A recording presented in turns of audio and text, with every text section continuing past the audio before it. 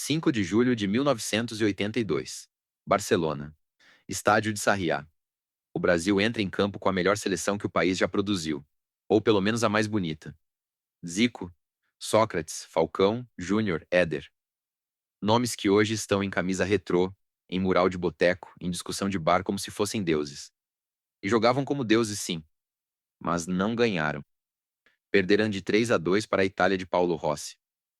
Um cara que meses antes estava suspenso por envolvimento num escândalo de apostas. E essa derrota, 43 anos depois, ainda não foi digerida. Porque ela não foi só um jogo perdido.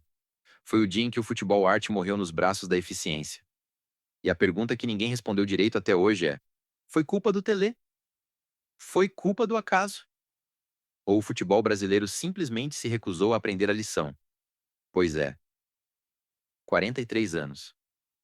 E a gente ainda discute aquele jogo como se tivesse acontecido ontem. O que é curioso, porque a maioria de quem fala sobre a tragédia do Sarriá nem era viva em 1982. Inclusive, possivelmente, você que está assistindo agora. Mas o fato é que aquele 3-2 virou o mito fundador de uma certa ideia de futebol brasileiro. A ideia de que a beleza é mais importante que o resultado.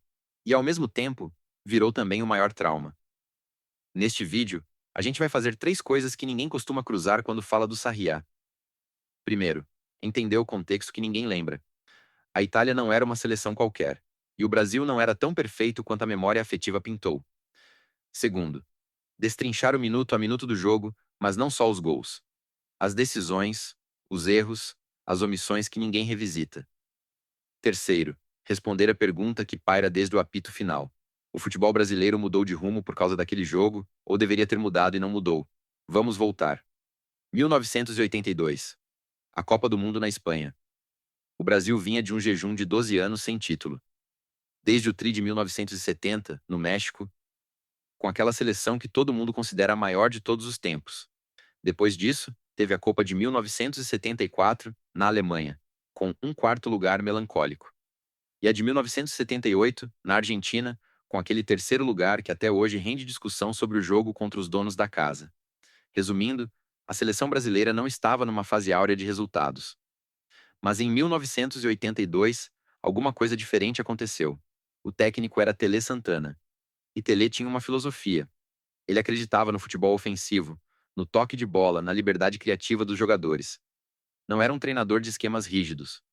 Era um cara que escalava os melhores e confiava que eles resolveriam dentro de campo. E deu certo. Pelo menos na primeira fase. O Brasil passou como um trator. Estreou contra a União Soviética. Um 2-1 suado com gol de Éder no finzinho. Depois goleou a Escócia por 4-1. E encerrou a primeira fase metendo 4-0 na Nova Zelândia. 3 jogos, 3 vitórias, 10 gols marcados, 2 sofridos. Mas atenção, a primeira fase da Copa de 1982 não era igual à de hoje. Tinha um formato maluco. 24 seleções divididas em 6 grupos de 4. E os 2 primeiros de cada grupo avançavam para uma segunda fase de grupos. Ou seja, não era mata-mata ainda. O Brasil caiu num grupo com Argentina e Itália, uma chave de 3 times. Só o primeiro lugar ia para a semifinal. E foi aí que a parada ficou séria. A Itália que o Brasil enfrentou no Sarriá não era a Itália que a gente imagina hoje quando pensa em seleção italiana campeã do mundo. A Itália de 1982 era uma seleção que tinha passado vergonha na primeira fase. 3 empates. Contra Polônia, Camarões e Peru. Passou na segunda colocação do grupo com 2 gols marcados em 3 jogos. 2 gols. A imprensa italiana estava destruindo o time. O técnico Enzo Berzotto era xingado nas ruas. A Federação Italiana cogitou demiti-lo antes da segunda fase. Pois é. E esse time que ninguém levava a sério enfrentaria o Brasil, que vinha de 3 vitórias, com uma média de mais de 3 gols por jogo. Parecia café pequeno. Mas tinha um detalhe que a imprensa brasileira ignorou. A Itália tinha algo que o Brasil não tinha: um sistema defensivo organizado. Gentili marcava Zico como se fosse uma sombra grudada no corpo. Siri era um líbero cerebral, que lia o jogo antes da bola chegar. E o goleiro era Dino Zoff, que aos 40 anos já era lenda viva, capitão da seleção. Mas mais que isso, a Itália vinha de um contexto político e social pesado.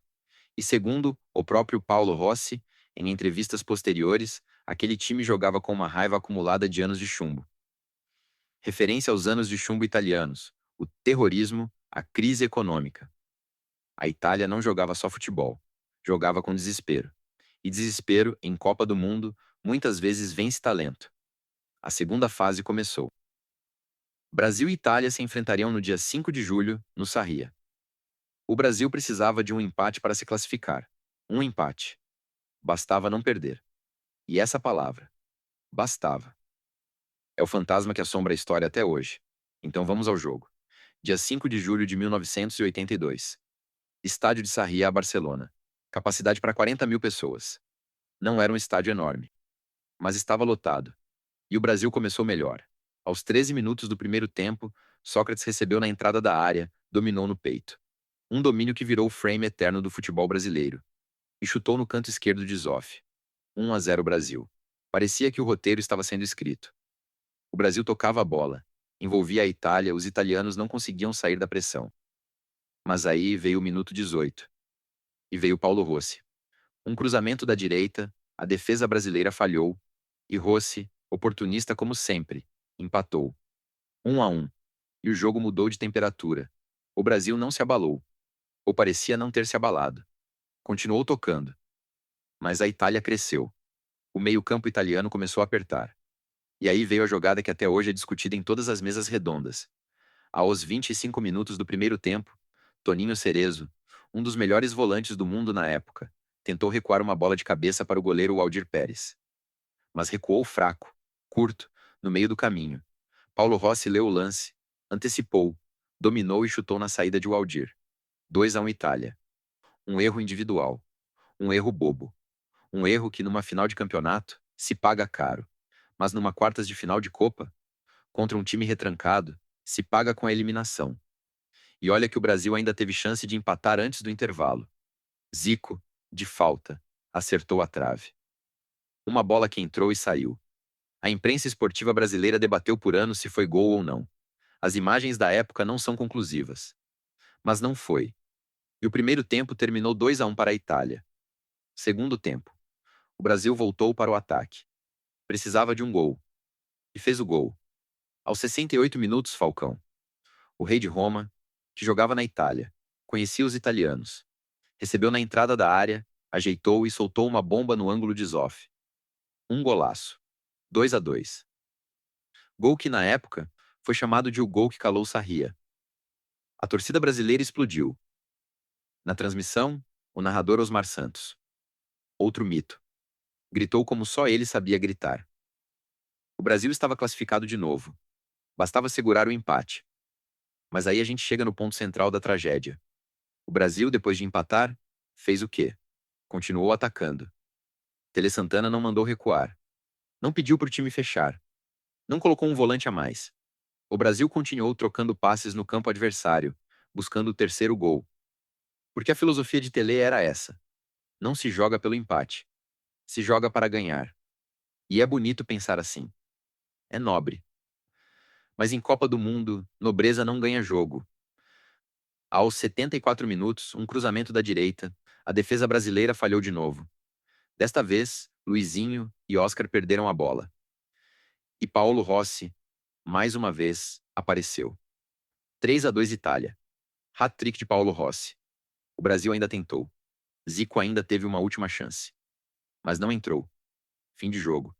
3-2. Itália classificada. Brasil eliminado. E o estádio de Sarriá, que horas antes era o palco do futebol mais bonito do mundo, virou um velório com 40 mil pessoas. A Itália de Bearzot, que quase foi mandada embora antes da segunda fase, foi campeã do mundo. Bateu a Polônia na semifinal por 2-0. E na final, contra a Alemanha Ocidental, venceu por 3-1. Paulo Rossi foi artilheiro da Copa com 6 gols. A maioria contra o Brasil. Ele levou a bola de ouro de melhor jogador do mundo. Um ano depois, estourou um novo escândalo de apostas na Itália, e Rossi foi suspenso de novo. Mas isso já é outra história. O Brasil voltou para casa. A imprensa brasileira, que tinha elegido a seleção como a melhor do mundo antes da Copa, agora pedia cabeças. Tele Santana foi mantido para a Copa de 1986, no México. E o Brasil de 86 também caiu. Desta vez nas quartas, para a França, nos pênaltis. Um time que ainda tinha muitos dos mesmos jogadores, mas já não tinha a mesma magia. E aí o Brasil entrou numa fila. 1990. eliminado nas oitavas pela Argentina. 1994, finalmente campeão, com Parreira no comando, e um time que não era bonito. Era eficiente. Era o oposto do futebol de Telê. E muita gente diz que o Tetra de 94 foi a resposta ao Sarriá. O Brasil aprendeu que futebol arte não ganha Copa. Mas isso é uma meia-verdade, no mínimo. Porque a Itália de 82, a Itália que venceu, não era só retranca. Ela tinha qualidade técnica. Pina Tardelli, Conte, Antonioni. A Itália jogou feio na primeira fase, sim. Mas na segunda fase, contra o Brasil, jogou um futebol inteligente, competitivo, duro, não feio. Só diferente. E essa diferença, entre o que é bonito e o que é eficiente, é o verdadeiro fantasma do Sarriá. O que a tragédia do Sarriá nos ensina, 43 anos depois? Duas coisas, pelo menos. A primeira é que a memória é traiçoeira. A gente romantiza a seleção de 1982 como se fosse um time perfeito que perdeu por azar. Mas ela não era perfeita. Tinha falhas defensivas, dependia demais da criatividade individual, e não sabia ler jogos fechados.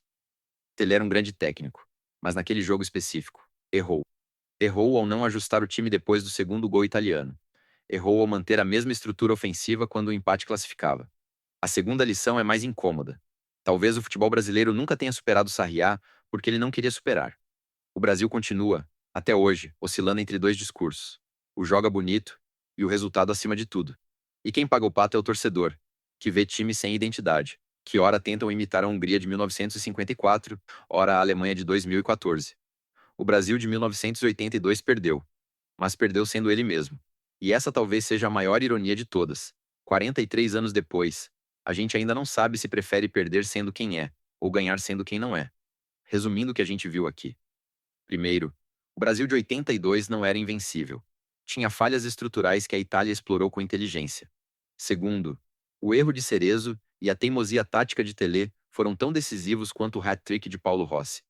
Terceiro, o Sarria não matou o futebol arte. Ele só mostrou que arte sem defesa não ganha Copa. Agora eu quero saber de você. Se você fosse o Tele Santana, naquele 5 de julho de 1982, depois do 2-2, o que faria diferente? Mantinha o time atacando ou fechava para segurar o empate? Manda nos comentários. A gente lê tudo e volta com as melhores respostas no próximo vídeo. E já deixa o like aqui para ajudar o algoritmo a não esquecer dessa história. A gente se vê no próximo mergulho. Até lá!